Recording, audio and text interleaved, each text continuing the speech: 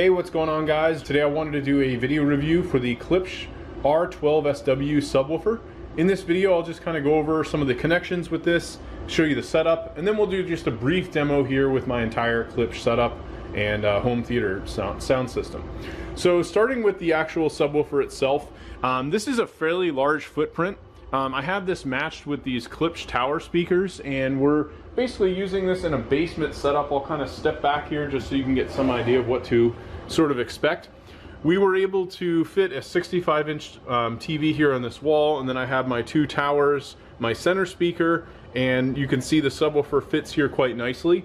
I tried to get this completely centered with the wall, so while I could have moved some things over to make for a little bit more room in the hallway here, it's really not taking up a whole lot of space. And in fact, if I really wanted to, I could move some of this setup over and potentially add a second one of these subwoofers over on this side.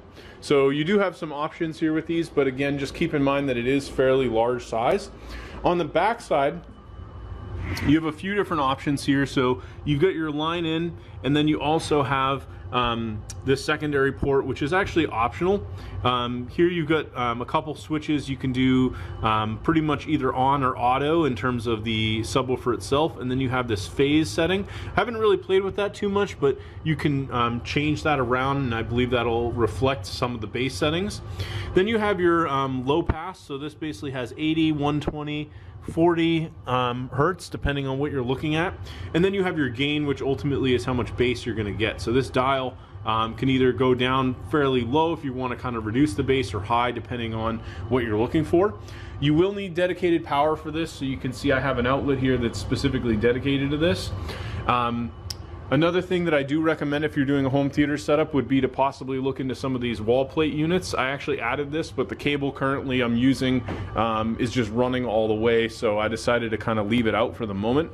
But that'll help you clean up wires if that's something you so desire. Overall, this is extremely punchy in terms of the bass. I have it matched with a Denon receiver here. So I'm going to go ahead and hit play. This is a movie, basically an action driving movie.